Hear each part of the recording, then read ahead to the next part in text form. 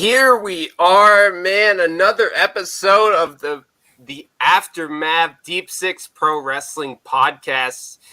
Here we go, man. We just had a great episode of NXT Takeover here, Stand and Deliver episode number 2, night 2. Justin, I'm glad to have you here on the show. You're one of my best friends here. What'd you think, man? This is exciting, man. We're having a great episode of the show here.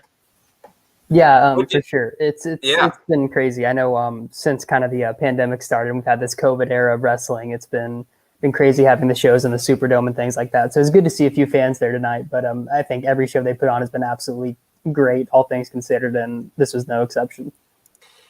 Yeah, we started off with last night. Last night was really, really good. Having some fantastic matches. I think it was kind of understated the fact that night 1 would be the lesser of the two nights, and night 1 was really good, and night 2 kind of showed up here. We had a great ladder match. We had the unsanctioned match between Kyle O'Reilly and Adam Cole. We had a NXT title match between Karrion Kross and Finn Balor. I think this was a really good match. What are your early thoughts here on the opening show?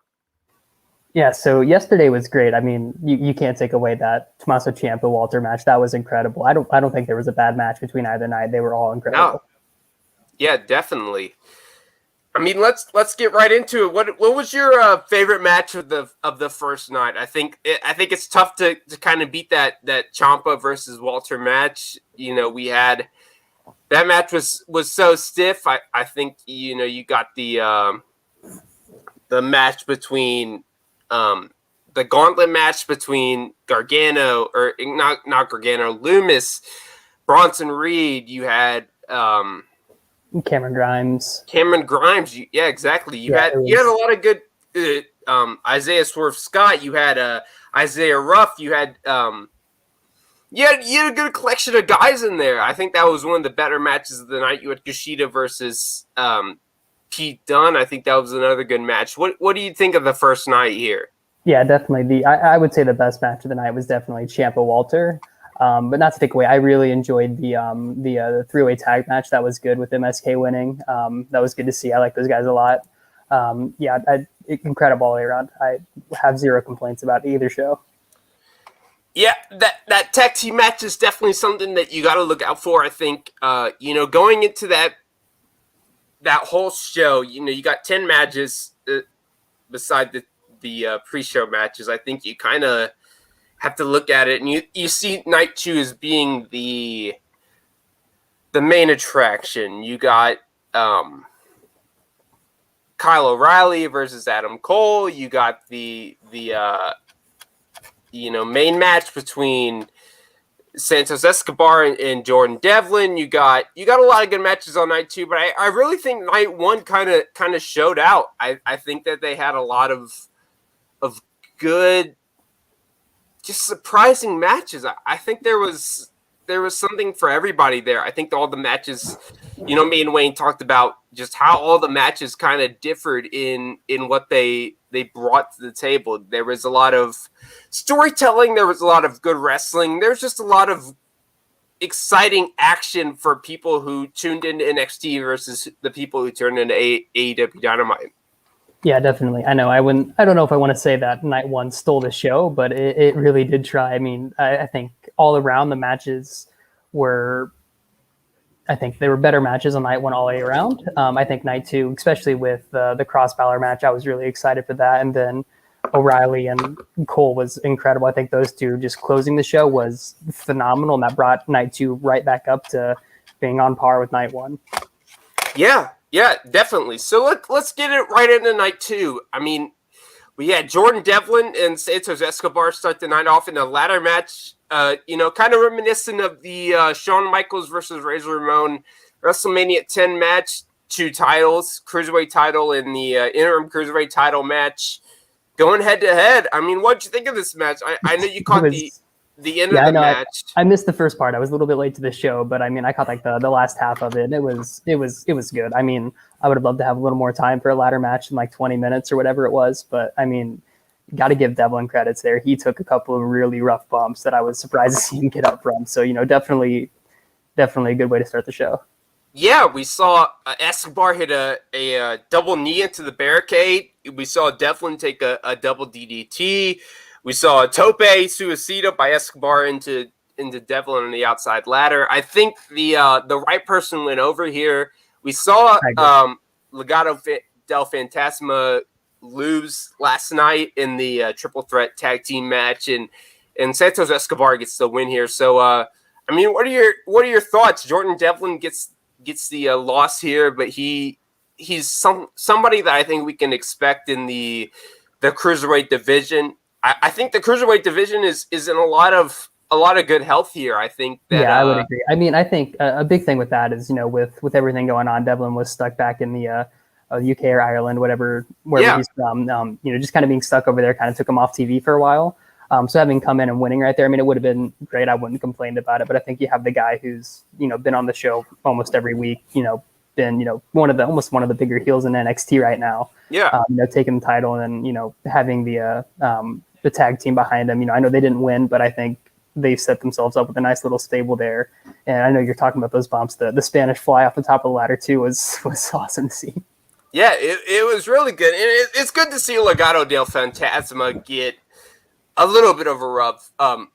Santos Escobar is one of the better parts of NXT, I think, and having him kind of forge that team into more of a prominent stable, I think, is something that can really work with WWE. We see AEW working a lot of these stables into the mix and having the Inner Circle and the Pinnacle and all these groups kind of fit into the fold, and having AEW build these stables in and having Legato del Phantasma get an important win, having Santos Escobar getting that cruiserweight title, I think is a really important part of building that stable. So yeah, I think it's a good moment. It gives Jordan Devlin a lot of credibility to keep building into that, building into to focusing on that cruiserweight title and working into that title picture. So I think this was a good move, having Santos Escobar win.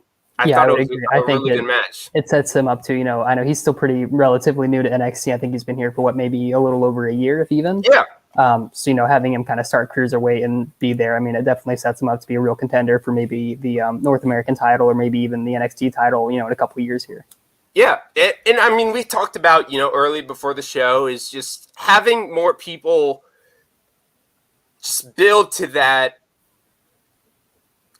I don't know how to describe it, but build to that, top part in WWE. You want to have people build to that, main title picture. You want to have people build to your mid-card picture, and you want to have people build to your tag team title picture, and getting enough people to build out that roster to where you can balance it out, I think is imperative to WWE building their roster, and having NXT follow that is really smart. So having Jordan Devlin as a key part in that cruiserweight title, in that North American title picture is really smart.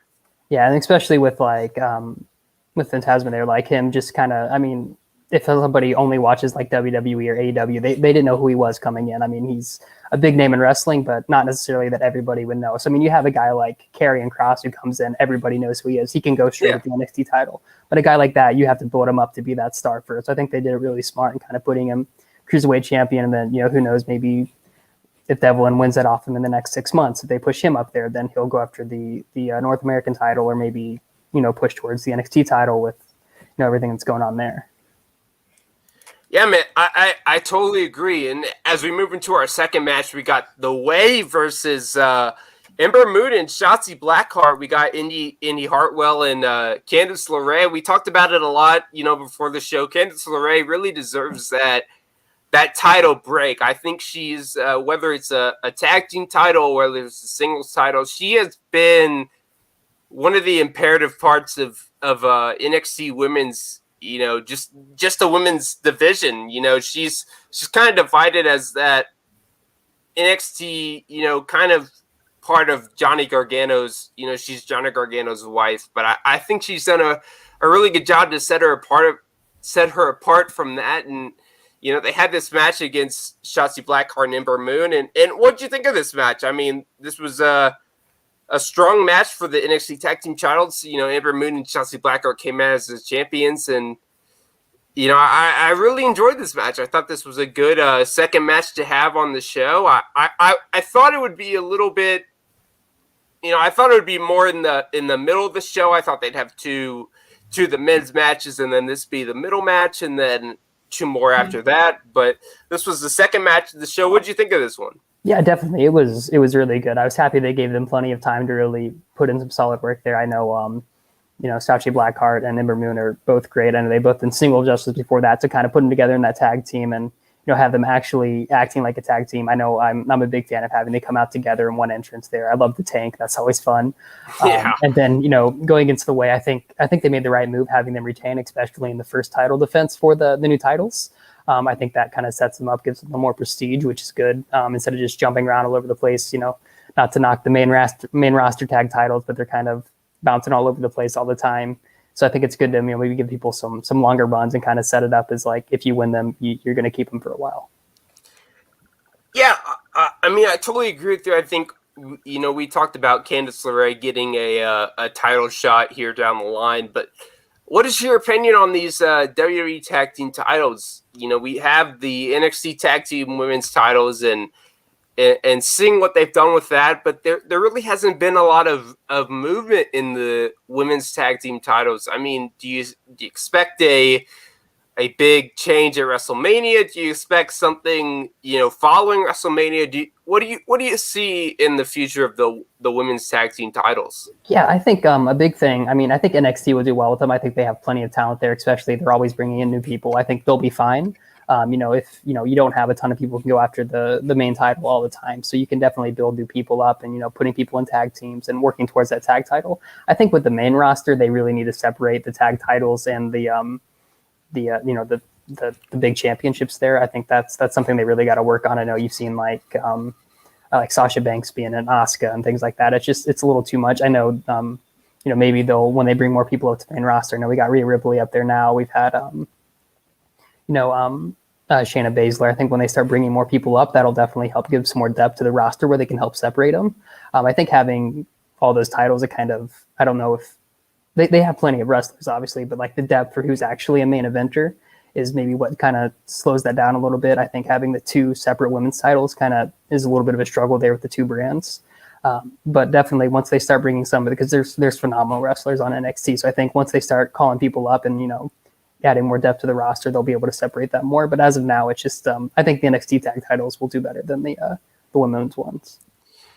Yeah, I mean, we talked about before the show how NXT is really kind of separating their tag titles from what the main roster is doing, giving more people chances. We see Indy Hartwell, who's green in a sense. I think she's got a lot to improve on, but I think she's still a good part of the NXT roster.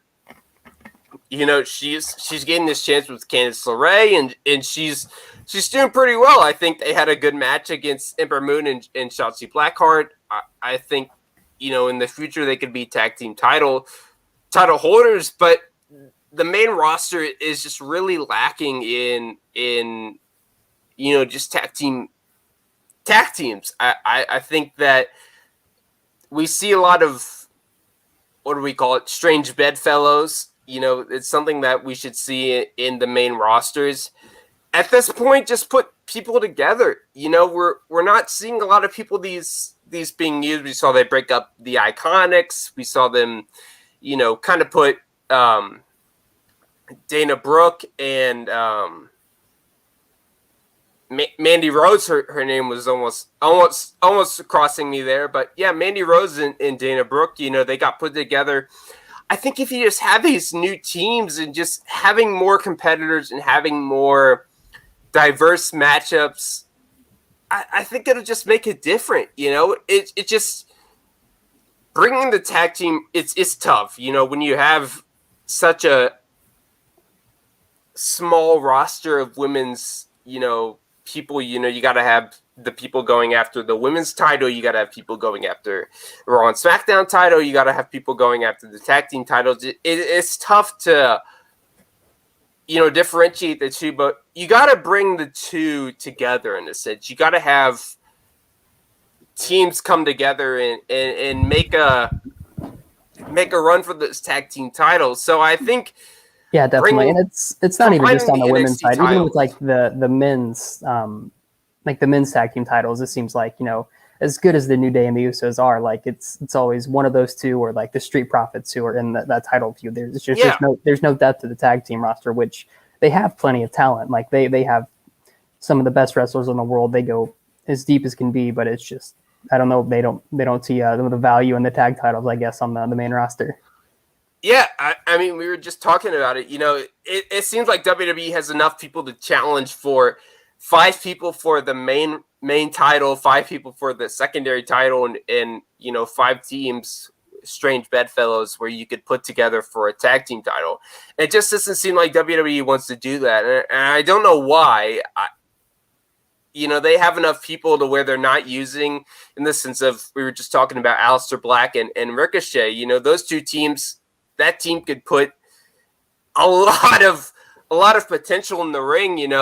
Different styles put together, and it just doesn't seem like WWE wants to use them. And yeah, and it's strange because it was when they first got called up. I believe they were tagging together, if I remember correctly. How many years ago that was, and it was interesting to see just new faces doing their new things. I mean, even had Tommaso Ciampa and Johnny Gargano tagging back together, even though they've had their feuds and not feuds and back to feuding however long, pretty much all the time they've been in NXT. But you definitely have the depth there where you can put these teams together and let them do like the Dusty Classic where they do the tag thing, like throw a couple guys together, see what happens. If they click together, you can build them from there. I think somebody said it best on YouTube. Tournaments are the best thing for WWE. You put a bunch of people together and it works. You have either random matchups or you have great tag teams that really gel together and it flows really well together. But you just mentioned Johnny Gargano. We saw him face off against Bronson Reed coming off of his Gauntlet Eliminator, winner here in night 1. What'd you think of this match, man? I mean, Bronson Reed kind of got the rocket strap to him. I think a lot of people thought Dexter Lumis or LA Knight would win in night 1, and Bronson Reed took the victory here, and he goes up against Johnny Gargano. What'd you think of this first match? Yeah, it was really good. I was kind of surprised. I know I thought LA Knight would probably pull it out, kind of being the new big name. But I'm happy they didn't put it on him right away. I think it was good to maybe build him up a little bit more, just so more people know about him. Bronson Reed is great. I mean, I think they did a good job storytelling, like having him go through night 1. His ribs were hurt, and they kind of built off that in that match too. And he put on a hell of a show with Johnny Gargano. I know Bronson Reed hits some of the best slams you can see in there, and hitting moonsaults and the splashes off the top rope. Man, his size is always good to see. And I think they made the right decision keeping Gargano as the champion. But definitely good to see him in that, and actually like not being a squash match and pushing Gargano to the limit there. It was good to see. Yeah, man. I mean, we talked about last night. We talked about Johnny Gargano and Bronson Reed coming into the fact that Bronson Reed was really getting that rocket strap to him. I think a lot of people picked a Dexter Lumis or, like you said, LA Knight to get that victory in the Gauntlet Eliminator, and they were kind of 2 of the first people outside of Leon Ruff to get eliminated. I was expecting a lot more from LA Knight. I was expecting a lot more from Dexter Lumis, and Bronson Reed kind of really showed out and had a really, really good match. I thought. Isaiah Swerve looked good in that first match, but Bronson Reed came out and took it. And Johnny Gargano, we know him as Johnny Takeover. I think it's kind of tough to not have a good match from Johnny Gargano at Takeover events. And Bronson Reed, that size differential was really really impaired during this match. We see a reverse pile driver that took Bronson Reed out for the win. Johnny Gargano gets the win, and Man, it's interesting to see. Austin Theory's kind of been an important part. We saw him earlier this year in last year, excuse me, for on Raw, and now he's kind of thrown back in with the way and having a imperative part in that success with Johnny Gargano. He's being an important part of that faction. What do you think of Austin Theory here? His future with the way. I think WWE is very high on him. Obviously, I mean, he's still pretty new to the company. He's 24, 25 years old. He's still real young, real green. He came in, pretty hot last year. They're doing it well. I know there was I can't remember who he was the match was against, but there was a match where he had pulled out a cell phone, was like taking selfies during it. So just like building him up as like he's still learning how to move around the ring and not make those mistakes. And then obviously they put him on Raw and they put him in with Zelina Vega and Andrade and Angel Garza, like in that little stable they had there for a few months. And so they're obviously very high on him. And I think they're doing a very good job building him up slowly, where he's not necessarily winning matches right now, but, making improvements. And like, I think eventually he'll be a big part of WWE. Yeah, I think he'll be an important part. I wonder if, when Gargano loses that NXT title, I think he'll lose the North American title at some point, whether it's to Bronson Reed, whether it's to Dexter Lumis. I think there's a point to this story that we'll see, unfold over the next few weeks. I think Gargano and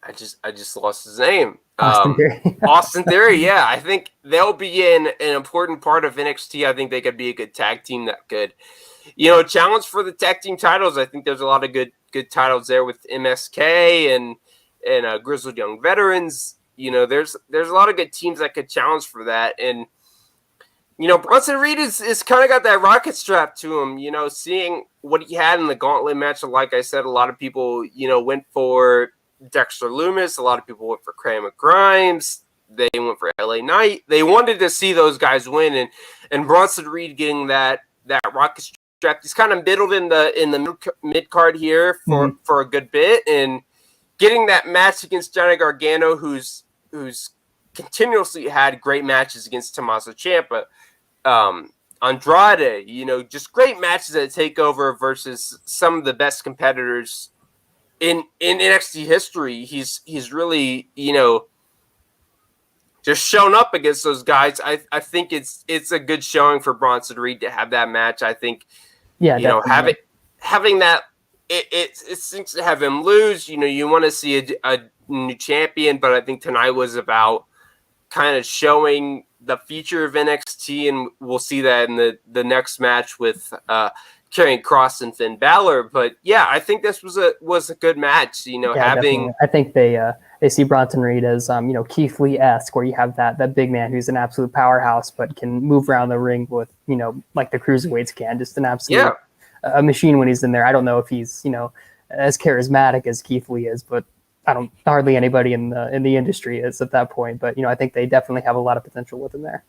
Yeah, I mean, he took a lot of punishment. He really sold well, and I think Gargano earned that victory. And I expect him, to continue that feud, whether it's on NXT or whether he starts a new feud with somebody else on TV next Tuesday. NXT's moving to Tuesdays, not following the AEW Dynamite move on Wednesday nights. This should be good. I expect some really good wrestling here, with NXT moving to Tuesdays and AEW staying on Wednesday nights. It should be good for wrestling fans. Yeah, exactly. I think that's the best way you could put it. It's good for wrestling fans. You got Monday Night Raw on Mondays. You got NXT on Tuesdays, Dynamite on Wednesdays, Impact on Thursdays, and SmackDown on Fridays. I think it's best for wrestling fans to be able to take in everything at once and not have to, flip channels and not have to go back like they did with the Monday Night Wars with Raw and Nitro. Obviously, we are both too young to have experienced that, but as my partner Wayne would say, this is this is kind of the crucifix of the Wednesday Night Wars. This is the end of that, so it's good to see that. But as we're going into that, we're going into Karrion Kross and Finn Balor, man. That's so good. Finn Balor is absolutely my favorite wrestler in the world, and just the beginning of the match, him being just kind of like the snarky asshole was incredible. I loved it, and then I think they did the right thing. I think Kross winning was the call. They can build Kross up as just this unstoppable monster. I mean, if Finn Balor, with how well he's been doing lately, can't beat him, who is, I think Kross is definitely if not the future of NXT, the future of WWE for the next, I don't know how old he is now. He's been going at it for a while over in, I know he's an Impact for the longest time, but maybe the next 5-10 years he could be the face of WWE. Yeah, I mean, we saw Kross win the title from Keith Lee earlier this last year, and he had to vacate it because of injury from, after 3 days, he vacated it on the following NXT, and now he kind of gets that chance against Finn Balor. Finn Balor's coming from the WWE Raw roster and having such a great run in NXT. I think he's done fantastic having matches against Kyle O'Reilly and really showing what he can do as differentiating from the demon Finn Balor. I think that's one of the thing that's been attached to him is everybody expects that demon Finn Balor to come out, and I think this was one match that people thought that demon would come out, and he didn't. And I think Karrion Kross really showed what he could do. This was a hard-hitting match and really gave credit to Karrion Kross and showing what he could do in the ring and exploiting what he could do against Finn Balor, and he ended up winning and becoming the new NXT champion. And he finally gets that chance to show what he has, the reign of the NXT champion. He only got 3 days last time, and now he's finally getting that chance to lead the NXT title picture. I think Tuesday will be a really big moment for him and starting the show off, or whatever he ends up being as Tuesday goes along. I think this is a really good start for Karrion Kross, getting that win against Finn Balor and becoming the NXT champion. Yeah, it makes me excited for the Monday after Mania. Maybe we'll see Balor back on the main roster.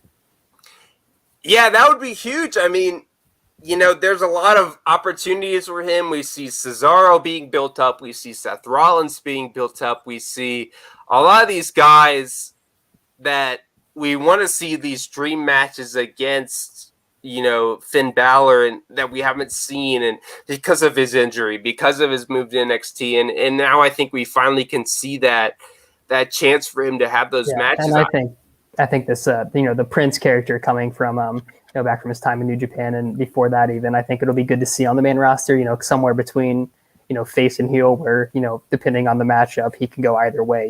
He's over with the fans. Everybody loves him, but, definitely in that sense where you could put him up against, say Roman Reigns, for example, he could be a face, but you put him up against, I don't know, maybe, Edge as well. I guess Edge is kind of turned heel now, but as, that you typically being the face, you could have him play the heel even. So I really enjoy the character he's been working with, and his in-ring work has been incredible since he's been back. It's been really good. Yeah, there's a lot of possibilities, and I think even if he stays with NXT, you got that opportunity against Bronson Reed, you got some opportunities against Johnny Gargano, you got LA Knight. I think there's a lot of opportunities there with NXT, but there's definitely a lot of more opportunities on the main roster. And I think that I think the move to the main roster might be better, because I mean, now that he's lost the title, like, what do you do with him from there? Because it's going to be hard to put, guys who are coming up over him just because he's been so hot, and you built him up as, the dominant champion until the match with Kross. And even in the match with Kross, it was not a loss that made him look weak by any means. So, I definitely think, I think a move back to the main roster would probably be the right call. Yeah, I think there's a lot of opportunity here. We haven't seen him on the main roster since his defeat with, he had that WrestleMania match against Seth Rollins, then The Miz at WrestleMania 34. I think that was a great match. It'll be interesting to see what they do with him. I think there's a lot of there's a lot of motive to go with what they want to do here. I think there's a lot of places that they can go. They can go with, keeping him on NXT and having him go against LA Knight. I think LA Knight with, him being Eli Drake and Impact, he's a big character. He's kind of gotten that push in NXT. I think that would be a great kind of starting feud for LA Knight to kind of get that rub and push him to the main roster and, that main part of NXT. But I also think that having him go against Seth Rollins and having him go against Cesaro and Kevin Owens and guys that are really established at that main roster would be something that could benefit his career, because we haven't seen him really in that main roster push since his last feud was with The Fiend, but before that it was with Bobby Lashley over the Intercontinental Championship, and that was just, it wasn't good, and which sucked to see, because Bobby Lashley and Finn Balor should be putting on incredible matches, but it just I think he was just in a bad spot, whether it be personal life or just maybe lost a little bit of passion for wrestling there for a while. But I think since he's been back, he's been doing some of the best work of his career, and I think going back would be now would be the time to do it. Yeah, man, I totally agree with you. I love to see that. And as we'll move into our final match, the Adam Cole versus Kyle O'Reilly unsanctioned match. I mean, what are your thoughts on this one? This was a really hard-hitting match. I mean, this went on it went over the allotted time. I want to say it probably went, close to 40 minutes. This was brutal, man, and it deserved it. This is a story that's been going on for almost 4 years. We saw Adam Cole, Kyle O'Reilly, and Bobby Fish attack Drew McIntyre after his championship win, almost 4 years ago. And this story has been going on. The Undisputed Era has been probably one of the most,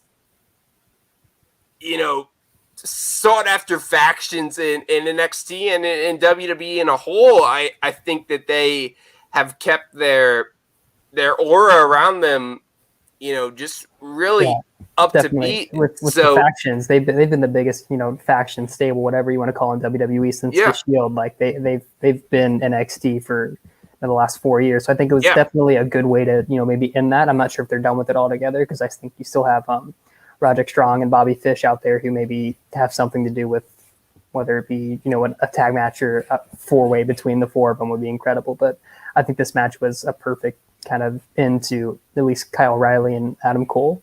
And I don't know if you saw O'Reilly's back as they were like panning out the end of it. He was bruised and beat up. It was brutal to watch. Yeah, I mean the spot, going through the ramp, the few chair spots they had. I mean, the ending was great. I think this was one of those matches that deserved the time that they got. It's tough to grade a match that goes 40 minutes. We've kind of seen some of those matches get, I don't want to say boring at a sense, but they drag a little bit, if there isn't a story to tell. And I think this match deserved that. This has been a story that's been told over, almost 3 to 4 years that really deserves that. And having that unsanctioned match where they can just do whatever. We saw the chains, we saw the chair, the chairs get used. I think this was one of those matches that really deserved that. So I think these two put it on the line, and Kyle O'Reilly really deserved that win. I think his singles run that he's had against Finn Balor, the two matches that he had against him, and some of those matches, just he deserves that run. I think we're going to see Adam Cole be called up to the main roster following WrestleMania. We see a lot of those big names be called up after, WrestleMania, the Raw after WrestleMania. That's kind of a big thing in itself. I think we could see him being called up. We saw him have a match against Daniel Bryan a few years ago leading up to Survivor Series. I think Kyle O'Reilly can be a guy who you could count on to lead the NXT brand as the main event star. What do you think about that? I definitely agree. I could see them maybe, we talked about Johnny Gargano earlier. I think Johnny Gargano, Kyle O'Reilly for the North American Championship there. That could be maybe a next place they go with it. I'm not sure if they're done with like Bronson Reed and everything. I know they'll probably build on the story with him going through the gauntlet and then losing the match, probably do something else with that. probably give another shot at it. But I could definitely see O'Reilly going for that. I don't think he'll be going for the NXT championship quite yet. I don't think it's quite time for that yet, but I think they could definitely build him towards that, being the next the guy to maybe take on Cross at some point.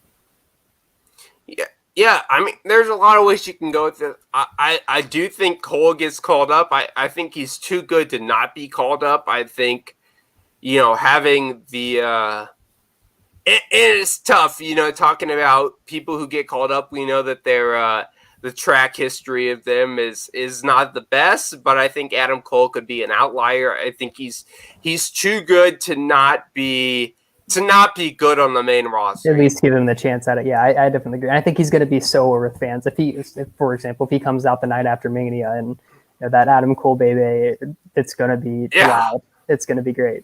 Yeah, I don't know if we're going to see fans on that Monday night, but I expect he's just going to be too good. I expect fans here in the next few months, with the COVID restrictions kind of lessening, and he's just the kind of person that you can get behind as a fan. He puts on great matches. He's energetic. He brings that charisma to the matches, like you said, the Adam Cole baby. That chant just gets fans into it. So I expect him to be kind of the outlier to that NXT. Yeah, it'll definitely be interesting to see what they do, because I mean, it's another thing. Like if he does get called up after this match, it's kind of like the perfect storybook ending for him at NXT.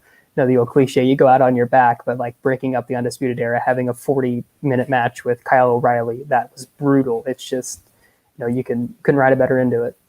Yeah, you said it great. I mean, this is possibly the end of the Undisputed Era. I've wanted a Undisputed Era Fatal 4-Way. I mean, I know me and you have talked about that for almost years. We were college roommates. We wanted that match: Bobby Fish, Adam Cole, Roderick Strong, and Kyle O'Reilly. Maybe one day we'll get that match. But overall, what do you say is your best match of Takeover as we kind of go to the end of this show here? We're gonna try and wrap this up here pretty quickly, but over Takeover, I think this is still one of the better takeovers that we've ever seen. This, as a 10-match show, not counting the pre-show matches, I think this is one of the better takeovers we've had. If you put this together as a 4-hour show, you had everything. You had a ladder match, you had the women's tag team match, you had a women's title match, you had the NXT Championship match. You had a lot of good matches that I think, could have the opportunity to steal the show. So, what do you say is your best match of the show overall two nights? Yeah, there was a bunch of good ones. I think Io Shirai and Raquel Gonzalez had a fantastic match. Finn Balor carrying Cross, that one's up there for me. I memean, O'Reilly Cole was great, but I think it's the Ciampa Walter match. I think that one was just perfect. Yeah. The only thing I didn't like in it was Ciampa, running against the ropes. The elbows, man. But sure. It was good. I mean, it told a story there, so I can't be too upset about it. But I think that was the best match. I think that'll probably be a match of the year contender when it's all said and done. Yeah, it's tough to pick against that match. I agree with you. I think that's one of the better matches of the year so far. Obviously, we're only in April, so we can't grade that match too heavy, because we got 8 more months to go. But yeah, that was one of the better matches I've seen. Walter obviously defending his title against Brown here today and winning that one. But yeah, man, that was a really good match. I thought Ciampa and Walter put on. I think they did a great job where they almost made you think that Ciampa was going to win it, which was incredible. Like if they could have gone either way on it, and I think they did a great job, with everything there. Which is great because like I said, you got that pre-tape match against Brown today that they had, the Ciampa or that Walter ended up winning. It's tough to build that. It's tough to build that suspense throughout the match, but I think they put on a really good match, and having that on USA Network versus AEW Dynamite is great for the end of the Wednesday Night Wars. Obviously, NXT is moving to Tuesdays next week, and kind of ending that. And now we're going to have Tuesdays with NXT and Wednesday with AEW Dynamite. But Yeah, man, I think this was a really good end. A takeover. It kind of started the WrestleMania week hype. And tomorrow we got a WrestleMania edition of SmackDown, and Frank Manzo will be joining us with Wayne Rivera. You know, tomorrow they'll be hosting the show, so we're looking forward to that. But that will wrap up the second episode of the Aftermath. It's been fun, man. We've had a lot of fun going into this, going over NXT Takeover. We're going to be hosting this here on Saturday and Sunday with another episode of Following WrestleMania. So we're looking forward, Justin. We hope you can join us here on either Saturday or Sunday following those shows. But that'll wrap up another episode of the Aftermath. Deep Six Pro Wrestling. If you haven't subscribed, be sure to add us on YouTube, Facebook, Instagram, whatever you follow, Spotify, Apple Music. I mean, this is good, man. This is kind of the week that you want to be a wrestling fan. If you're a wrestling fan, this is the one week you look out for. So, for all that, we're gonna wrap up here with NXT Takeover, Stand and Deliver, Night 2. For me, Tommy Smith. You can follow me at TommySmith1515 on Twitter. Justin, it's great to have you on, man. I miss you, and hopefully we can get together here soon following WrestleMania for Deep Six Pro Wrestling Podcast. We will see you tomorrow night following the WrestleMania special edition of SmackDown. Catch you later, guys.